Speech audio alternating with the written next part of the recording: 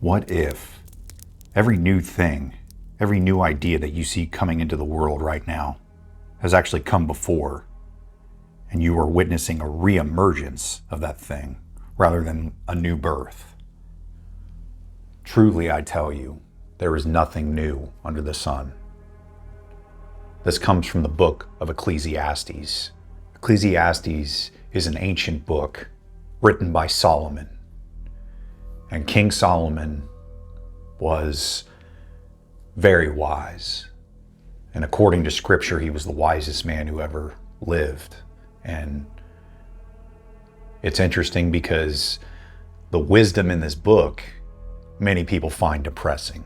A lot of the ultimate truth, especially in my experience that I've come across, when you stumble across these ultimate truths, they're so difficult to take in. They hit you like a brick wall and you think that can't be true. And it's something that sticks with you for days, weeks, years.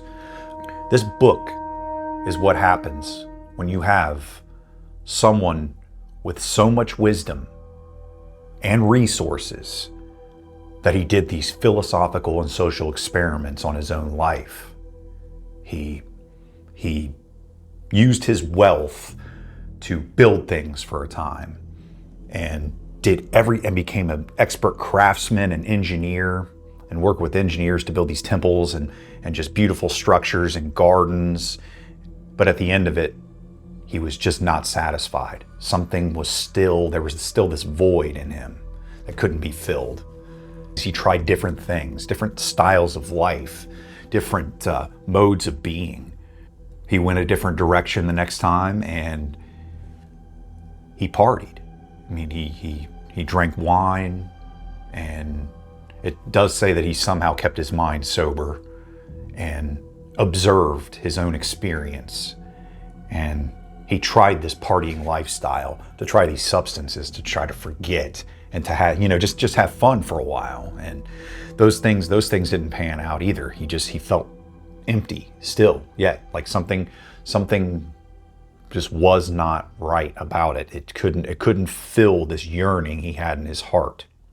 One of the main sort of things that you can extract from the book of Ecclesiastes is this phrase, this curious phrase, and it's kind of mysterious. There's a mystery to it. Truly, I tell you that there is nothing new under the sun. Now, what this means, I've put a lot of thought. I mean, there's multiple meanings. There's always multiple levels to these things and lots of symbolism that we can put in here, metaphor, stories. But the one thing I wanted to communicate with you guys today is something that's just on my heart. I'm going to talk about some inversions. There's been these occultic inversions that have just sort of been seeded into society and sometimes religion. I'm going to get to those here in a minute. I think I was watching an online news channel. It was like a clip, and CBS, I believe, has this tagline now that there's always something new under the sun. And they sort of have this, when they say it, it's like a commercial, a bumper for their newscasting. But when they say it, they almost give this emphasis on there is always, you hear this little emphasis on always, there's always something new under the sun. And it feels like this subtle jab at that ecclesiastical little nugget of wisdom that I'm about to explain here, okay?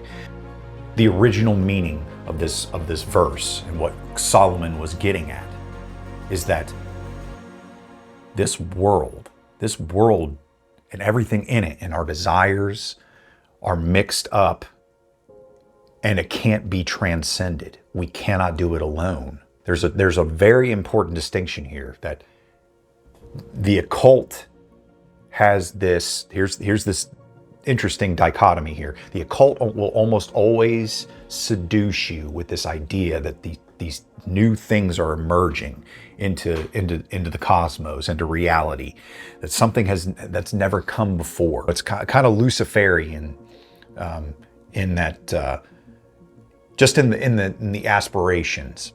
There's always this promise that new things will come, and they're truly new. But it's almost like this secret, and if you've are conspiratorial at all. It's like the things around the occult are just, it's elitist. I mean, why do things need to be hidden?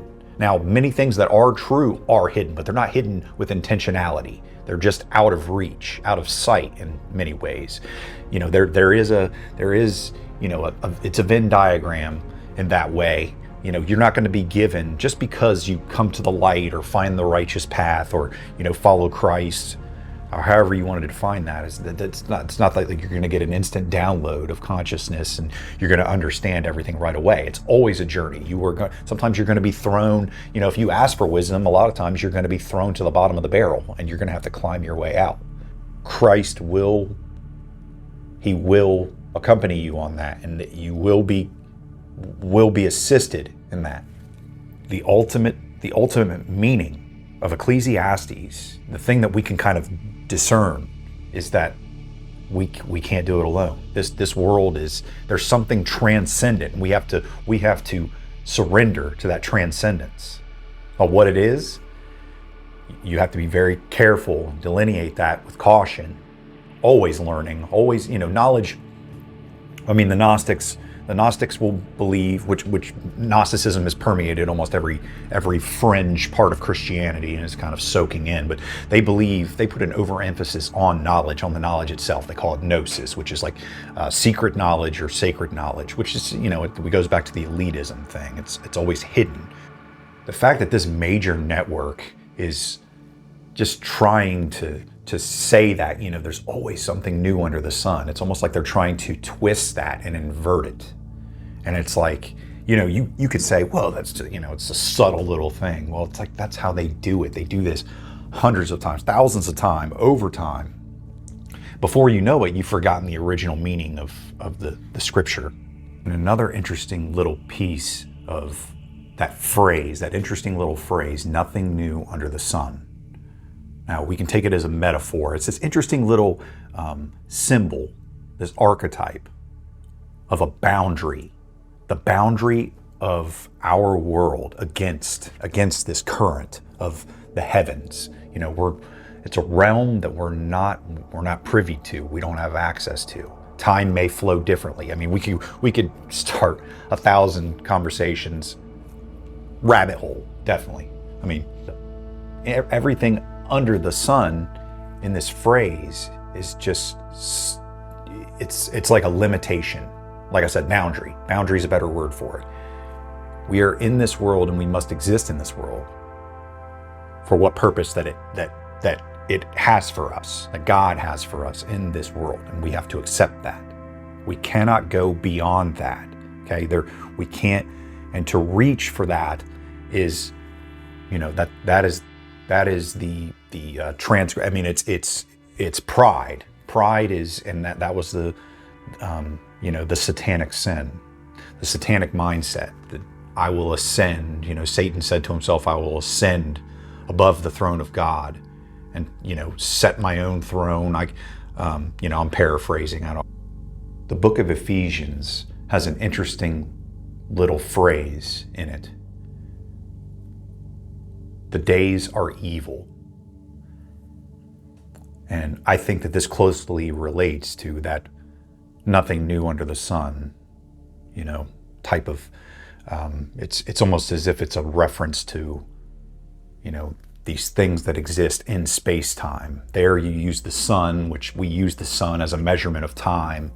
It's sort of this time-space dimension that we're in. You know, it's this reference of our realm.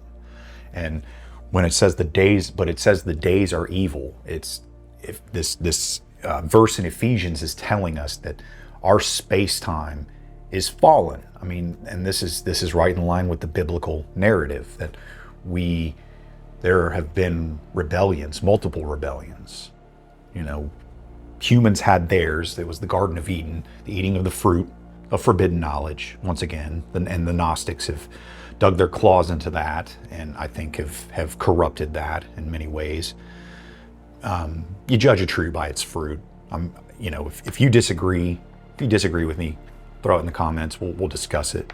But everyone will come to it in their own individual way, according to their individual, you know, intelligence, perception, experience. I mean, you have to view everything through your filter of experience, of course. I mean, I made a video on this. If you haven't seen my video on Ahriman and this prophecy by Rudolf Steiner that Ahriman, this god, this balancer. Well, actually, there are three of them. They had a corrupted version of Christ that sort of mediated the middle, and these phases of history came and went, and they were under Ahrimanic influence for thousands of years, and then Christ would come, their false Christ. I think it's a corrupted version, not the real Jesus, biblical Jesus, but Christ. He said that Christ would come and sort of mediate and balance these two things, because Ahriman would be very logical, technological, material world minded, and then Christ would come, balance things for a bit, and then we would get Lucifer. So you had Ahriman, Lucifer, and Christ in the middle in these sort of epochs. And like I said, Ahriman's logic, materialism, science. So we're kind of going through an Ahrimanic phase. We have been in one. And he believed that this Ahriman God would reconstitute, would reincarnate in human form. And actually, I think before that, Lucifer, he believes that Lucifer actually reincarnated in Asia. And this was the beginning, the seed of that proliferation of Eastern thought, the Buddhism and Hinduism and all these Eastern religions that just sort of exploded out of the East. And they're sort of re-entering the Western world. It's almost like they took over these concepts of reincarnation and energy fields and meditation and all these mystical sort of Eastern things that you see. They were separated from the West a little bit. The West sort of proliferated in their philosophy, and they went through a period of Renaissance. You had the Greeks and the Romans, and then later on Western society sort of developed, and then you had the European Empire, England, all this, and then they were sort of this wall, this firewall between this Eastern and Western thought. And now through secret societies and these secret religions, it's sort of soaked back in and subverted back, and it's sort of like all these Eastern Hindu ideas, these mystical ideas, are in the secret societies, and it's these symbols and ideas are infiltrating Western philosophy, thought, and religion. I mean, Christianity is rife with occult symbols and occult traditions now. And that's not to say that every Christian that practices these things is under its spell. It's not what I'm saying at all. It's very much or always an individual thing. Okay, there may be circumstances where you are not able to, you're operating in ignorance a lot of times. You operate, with a blindness. You may not know, and I think there's grace for that. I mean, why question the intelligence of an all omnipresent being? I mean, people. It's funny because we all worry about these things, but you say to yourself, would God understand? I mean, this person's never heard the gospel. Well, there's grace for that. I mean, there's certain laws that are written on men's hearts. I'm trying to remember what book that's from, which verse, but I forget. But it says that somewhere that the law of God is written on men's hearts in some way. There is an idea of moral behavior. There's a delineation between moral and not moral, and you know that. And you can have a hardening of the heart. You can have this trajectory of you can call it psychopathy, you can call it the hardening of the heart, any of these things, but you can have a lack of conscience through practice. There's all these things. I mean, I'm kind of getting off the beaten path here a little, but I think you guys probably get the gist. But I want to circle back to this phrase that's in Ephesians, that the days are evil. There's a huge distinction between what occultists and what lovers of the truth, the true faith, there will always be a wall there. Okay. When you encounter someone that wants to tell you that people are inherently good. Look, I don't like being a downer, okay? I don't like being, I have a lot of pessimistic tendencies, but I don't enjoy it. I don't like walking around and having to tell people, like, because people will come up to you and tell you, hey, oh man, you're a good person. You're a good, you're a good guy. Like, and it's just like, you've got to brush that stuff off when that happens to you. I'm going to link some videos above while I'm talking about this, but I've covered this. This is a psychological truth. I mean, we can talk about the shadow and the things that exist inside of us, the potentiality for evil, the what's the phrase, the banality of evil. There's all these different things that have been proven in psychological experiments. Scientists have told us this, that it's only a certain set of a few circumstances, a line, and the communists and Marxists and dictators have learned to make a science of this. You can corrupt these people. If you can get them to, betray people in certain aspects, they have their own methodology. You can get them to betray anyone under any circumstances. It's this unfolding of evil. When you encounter these people that try to tell you that people are inherently good, it's like, that is the seed for all kinds of, it's a justification. Eden cursed us. We are just born into sin. And I believe this is the truth, by the way. But just hypothetically, if you don't believe that, just walk with me for a moment, okay? Take this into consideration. Say that, what would happen? What is the eventuality of saying something like that, I mean, can you not see the danger in that? If we do have this seed of evil within us, but yet we have this surface level, ego level justification of saying, well, my desires and my wants, no matter how screwed up they seem, there's deep down enough, there's a seed of goodness, of morality in that, no matter how twisted it is. It's making your own laws, your own morality. You take it all the way back down to the base level. And it's an attempt to destroy the real morality that keeps the universe intact, man. I mean, the people that see the truth tend to see things in reverse order, okay? If you go that other route, you can justify almost anything from the start. Any true believer, any true lover of the truth will tell you that even they can be corrupted. This is why they don't choose those paths. Even if they're given opportunities to pursue these certain paths that they know will lead to corruption, money, success, they don't chase those things. Ultimately, I mean, you've got to survive. You've got to have a job. You got to make income.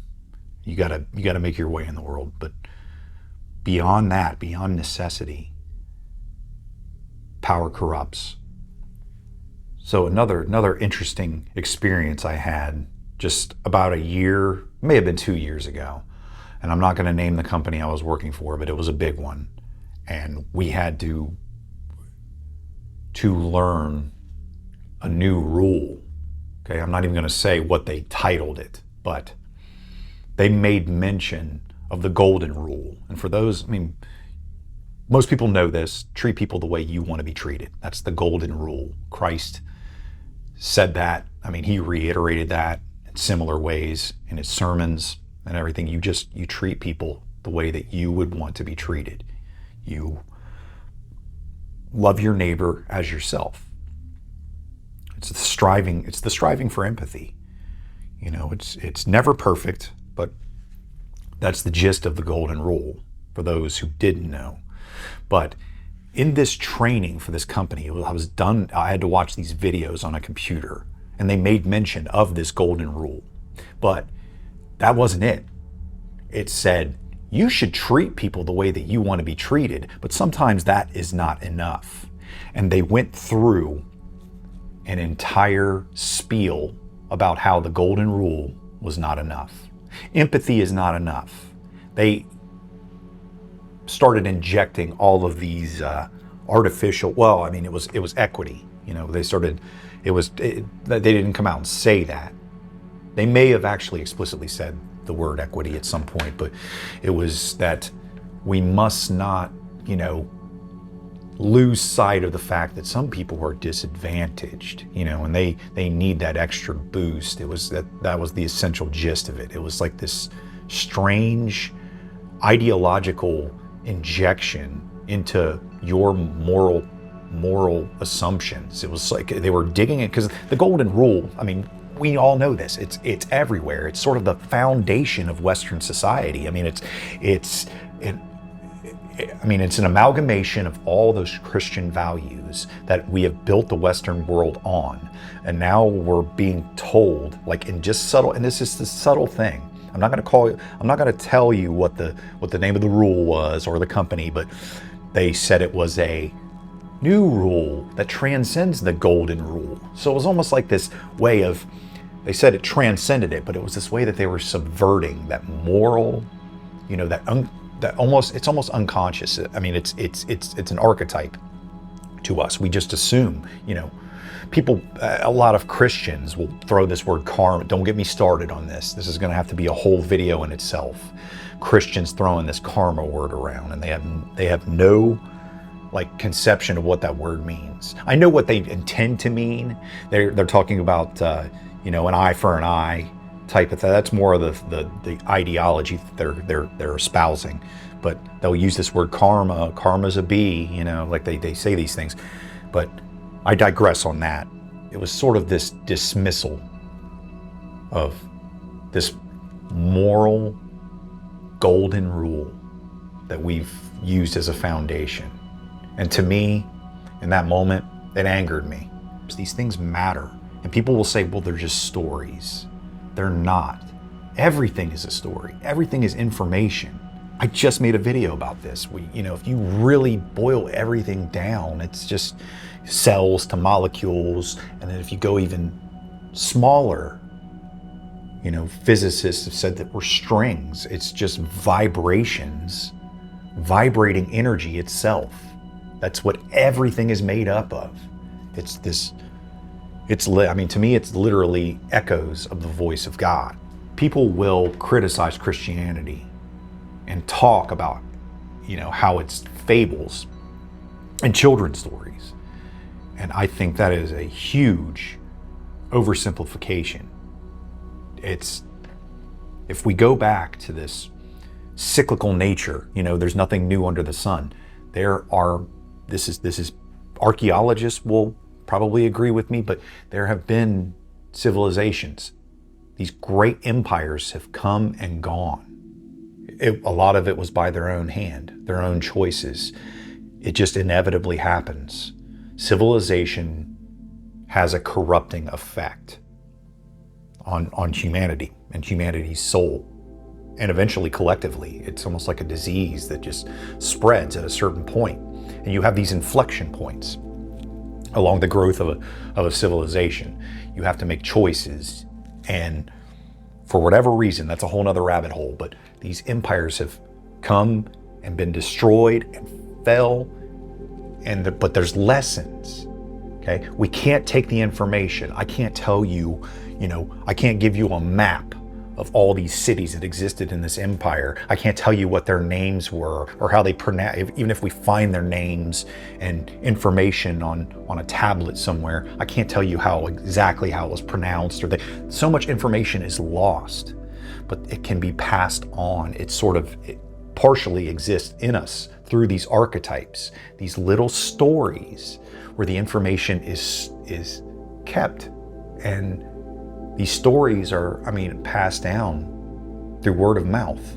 These families and tribes sit around the fire and they share their stories. And it's so funny because these symbols that they use are so dense, and you hear these stories and it's like the entire history is there. It lines up. It's just insane. It's like all that information that you feel you've lost, if you think back hypothetically, you tell these stories and you think, you know what, it could have existed, and this may have been why it fell. And then you sort of overlay these hypothetical scenarios, and you're just like, maybe there was a moral failing, maybe it corrupted itself from within, just like what's happening in our society. There's nothing new under the sun. Everything gets a return. It's happening to us right now. Just to circle back, just as Solomon did, that no matter what you do, whatever your efforts are in this material world, you can't transcend them. So what hope is there? I mean, the gospel literally means good news. There's good news. It's not all hopeless. There's a Redeemer. There's a Savior. Jesus Christ is that Savior. And through Him, you can be forgiven under grace, even though you don't understand. You may understand it to an extent, but you don't deserve it. That's what grace is. And that's the hope, okay? We don't think like the occultists and the ones that are sort of infiltrating these false Christianity sects and cults, and it's, they believe it in reverse. They think that humans are good and that something will eventually, it may look like shit, but it's, a flower's going to spring out of it at some point. All these horrible things in the midterm are just going to be, but we'll ascend. We'll be our own gods. That's what that Gnostic impulse to become your own God and to seek your own salvation. And it's crazy, because this is where we get, a lot of these left-leaning ideologies, the extreme leftism, and we can say some of the extreme right too is also under occult influence in some aspects. Hey, I'm taking shots at both sides, so go ahead, be upset about it. But it's crazy, because if you think about the elites, it almost seems, this transhumanist movement almost seems like a way to avoid entering the afterlife at all. It's almost like this transfer. They dream about this transfer of consciousness from one body to the other and just staying in this physical realm, which I don't think we're meant to stay here. It's accursed. They want to stay here because the alternative is a little hotter, a little bit hotter than what I think they know. There's almost like, I think that's why people like that get to that point know that there is no redemption for them. Like, not that God would deny them, but that they can't deny their own impulses. They are so addicted. They're like drug addicts to like their philosophy, the hope of these mystical ideas of being reincarnated or transferring their consciousness to a robot or an artificial body or a computer. A lot of interesting stuff goes on in that field, and I've made videos. Click on some of these videos up here. I'm going to post them up here as I'm talking about this stuff, because I've made videos about all these subjects I'm talking about. But it's funny because they want to transcend. Basically, just be warned that when you hear these seductive words and someone is they're on about this thematic newness of something. This has never been done before. We'll achieve something that's never been, this is new. Oh my God, and it's this novelty. And that's the seduction, the novelty seduction of the occult. And a lot of these mystical ideas that are actually ancient. I think it's a lot of the reason that these esoteric secret societies keep them so secret, is because if we realize those who don't know history are doomed to repeat it. Forgive the rant. I kind of went on a bit of a sermon this morning. I just felt like I had some stuff to talk about. But if you guys want to add to it, or you want to hear me discuss something specifically, just throw it in the comments. I'll talk to you about it. We'll see if I can put something out that you guys might want to see. I'm still trying to figure out what to do with this channel. I cover a ton of subjects. I mean, I cover the supernatural, paranormal, theology, philosophy.